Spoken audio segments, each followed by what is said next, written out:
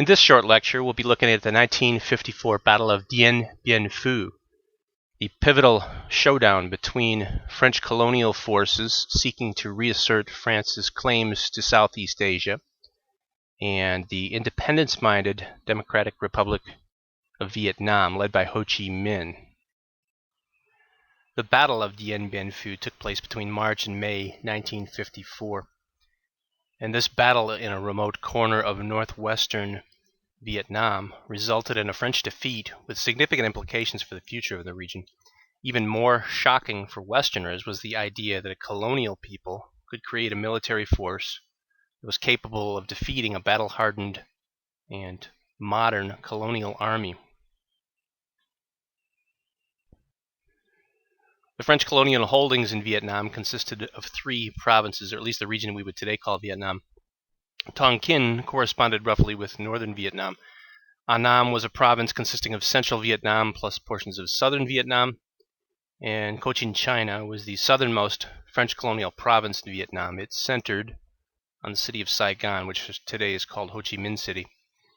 The name Cochin China has its roots in the 16th century with Portuguese explorers. This image from present-day Dien Bin Phu province provides some idea of how the valley looked prior to the battle. Much of the region was rural countryside with agriculture representing most of the economic activity. In 1953, General Giap orchestrated an invasion of Laos, which was then a province of French Indochina. The French commanders wanted to disrupt Giap's supply lines, so they set up positions in the Dien Bin Phu Valley. Giap's reasons for the invasion of Laos were twofold: well, to provide a launching pad for activity into northern Vietnam, but also to try to draw the French into a battle of his choosing. Giap's counterpart for the French was Colonel Christian de Castries, who was promoted to brigadier general just before this particular episode commenced. He was a veteran of the Second World War who had at one point escaped from a German POW camp. He'd been wounded early in the First Indochina War and had to spend a year recuperating in France. The region around Dien Bin Phu is quite mountainous, with steep inclines and difficult terrain, as you can see from this particular example.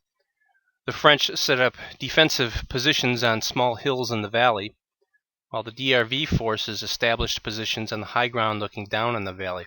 This was a critical mistake by the French, who did not believe the Vietnamese would be able to get any significant amount of artillery up into the high regions. The region is also noted for heavy fog in the higher elevations, especially at certain times of the year. The presence of frequent fog worked against the French and in favor of the Vietnamese rebel forces. The French possessed aerial superiority, but this was of little use if fog obscured targets and troop movements. This map shows the topography of the Dien Bien Phu Valley and the mountainous terrain that surrounded the battle site. General Giap interestingly referred to Dien Bien Phu as a rice bowl at one point, where his troops, keeping the metaphor going here, occupied the rim of the bowl, and the French were in the bottom of the rice bowl. 6 battalions of French paratroopers, a total of about 3,500 soldiers, parachuted into the valley around the village of Dien Bien Phu in late 1953. Within 10 days, they had built a force up to 10,800 soldiers, and they established an interlocking network of strong points, as you can see here. They would be the green regions. A legend at the time claimed, and this was started by soldiers, we think, that the positions were named after the former mistresses of the French commander de Castries, but in reality these were just 9 female names picked in alphabetical order, letters A through I. But the first story is kind of indicative of, sort of that frontline humor. This image shows dozens of paratroopers landing at Dien Bin Phu in December 1953. The siege of Dien Bin Phu began with a massive Viet Minh artillery barrage, followed by DRV infantry assaults on the three northern outlying positions at Gabrielle, at Anne Marie, and Beatrice.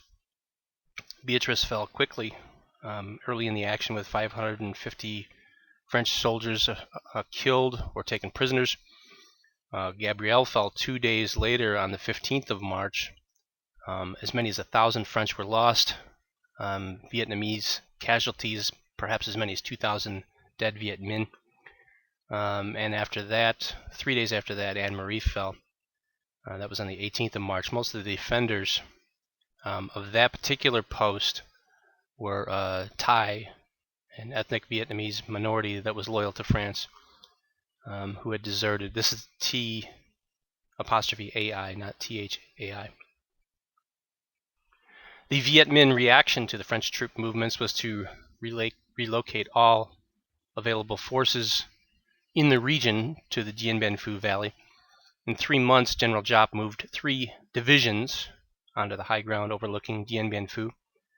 He built his forces to a total of 5 divisions with approximately 55,000 troops, plus another 15,000 troops or so protecting the supply lines. If you include all other support personnel, though, Giap had as many as 150,000 people working to fight and support the battle, including porters who brought food by hand or even by bicycle.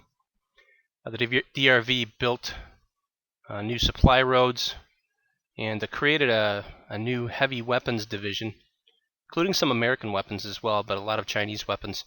Giap concentrated his artillery and anti-aircraft weapons to the hills east of Dien Bien Phu, so that'd be on the right as you're looking at this map, and the red flags indicate the positions of the various divisions. By the time the battle began, interestingly, Giap's artillery outnumbered that of the French by a ratio of 4-1, and again, this was one of the key mistakes the French made, assuming that the Vietnamese would not be able to get any significant artillery up to the high ground. This movement of artillery has become something of legendary or even mythical status in Vietnamese history, in part fueled by DRV propaganda, which described these preparations as heroic efforts by poor peasants to pull by hand artillery pieces weighing tons.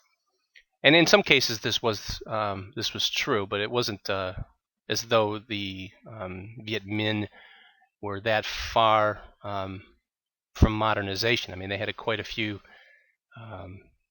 trucks supplied both by the Chinese and the Soviets, a lot of modern material by this time. So again, take this with a grain of salt. When you see images like this, know that there were some occasions where human labor was used to pull, but this wasn't sort of a really ragtag band of peasants for the most part. These were well-trained, battle-hardened veterans as well. Interestingly, too, Giap ordered the construction of dozens of decoy wooden artillery pieces, while the actual artillery and anti-aircraft weapons were frequently rotated to make difficult any French efforts to find them and take out these DRV positions. From March 18th to March 30th, there was a bit of a stalemate. Viet Minh forces in the north rested. Those in the south closed in on a position known as Isabel, isolating its 1,800 troops from the rest of the positions. At the end of March, through April 5th, Giap directed his troops to go back on the offensive, targeting positions Huguet, Dominique, and Elaine.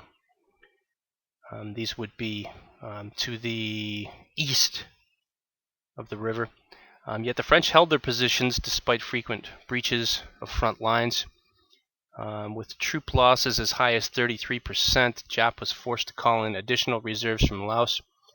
While waiting for the arrival of his reinforcements, Giap switched strategy from one of direct frontal assault, featuring at times human waves, to a slow encirclement using ever-encroaching trenches. Important, we should note, to the DRV success was the use of sappers, S-A-P-P-E-R-S. These are combat engineers, and they made use of tunnels to secretly deploy explosive charges. They would tunnel underground up to French positions, set the charges, leave, and then and deploy the charges. French struggles multiplied significantly when the monsoon season began in full force on April 22nd. The French had hoped that the advent of the monsoon season would work against the Viet Minh, but instead all it really did was turn the low-lying positions they held into fields of mud, made it even more difficult to get parachute drops in.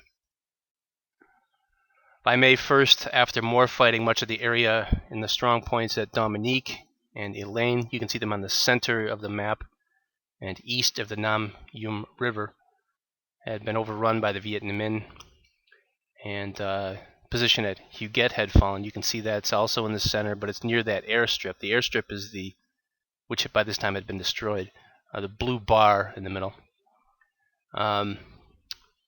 Since that northern half of the airstrip had been destroyed, the resupply of French troops could not continue.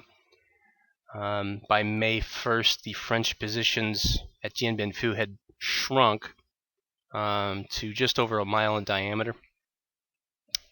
After heavy fighting on the 2nd and the 4th, Dominique and Elaine fell. Then the Viet Minh crossed the Nam Yum River to attack the position at Claudine. The destruction of the airfield meant that the French could not evacuate wounded troops or deliver supplies. The French had to parachute in food, medicine, and ammunition. Given the DRV's anti-aircraft capabilities, this reduced the accuracy of the drops. French supply planes had to fly at irregular intervals, and they had to make supply drops from especially difficult heights. About a third of the delivered supplies landed outside the French defensive perimeter. Now this is at a point in which the delivered supplies, if the French got all of their supplies, would only be meeting up 50 to 60% of their operational needs. So 50 to 60% of what they need, and a third of that was falling away from the target and being seized by the DRV. So you can see quickly that they were in a very difficult position. In the image accompanying this slide, you can see that a French parachute drop of supplies is being captured by DRV forces. It kind of falls right into their lap here. The French appealed to the U.S. for airstrikes to eliminate these DRV positions, artillery positions in the hills surrounding Dien Bin Phu. And American commanders did come up with a plan called Operation Vulture that was going to be, or that was could have been operational, but was never put into action.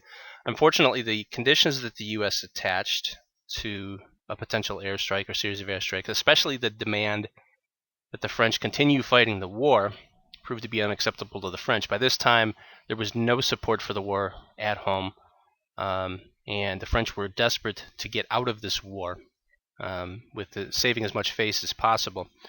The French preferred to lose this garrison rather than becoming committed to fighting a war increasingly directed by the United States, in which they would be sort of a junior partner at a time when they no longer wished to even continue fighting the war. So the U.S. could have intervened, but the French declined the invitation. Let's just go with that.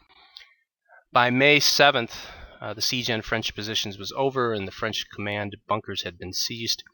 The last holdouts were troops at the Isabelle position, about 1,700 French soldiers that remained there. That position that was further south attempted a breakout to flee across the border to Laos, but only about 70 made it to freedom. Most were captured or killed. In the course of the 2-month battle, the DRV lost at least 20,000 troops, though this was a small fraction of General Job's total available forces. In total, some approximately 10,000 French and colonial troops were marched to POW camps after Dien Bien Phu, joining other French POWs from earlier battles. About 8,000 of these POWs died either in the Viet Minh camps or en route to the camps, and very few French or colonial soldiers made it out of Vietnam. The garrison at Dien Bien Phu represented approximately 1/10 of the total French military presence in Indochina. The defeat significantly deteriorated the French bargaining position in the peace talks as well as its international prestige. The French defeat in Southeast Asia also helped to launch independence movements in other French colonies. They were seen as very vulnerable at this time. This was especially the case with North African colonies such as Algeria, which supplied hundreds of recruits who fought, and many of whom who died at Dien Bin Phu. It was only the American threat of direct intervention that muted the aspirations of Ho Chi Minh and the DRV at the Geneva Peace Conference. This threat caused the partition of the country to be moved significantly further north to the 17th parallel. It's unclear whether the U.S. would have carried out this threat, because we had just finished, if you know your history, the Korean War at the time, but there was a lot of saber rattling and deal making to get that line moved further north.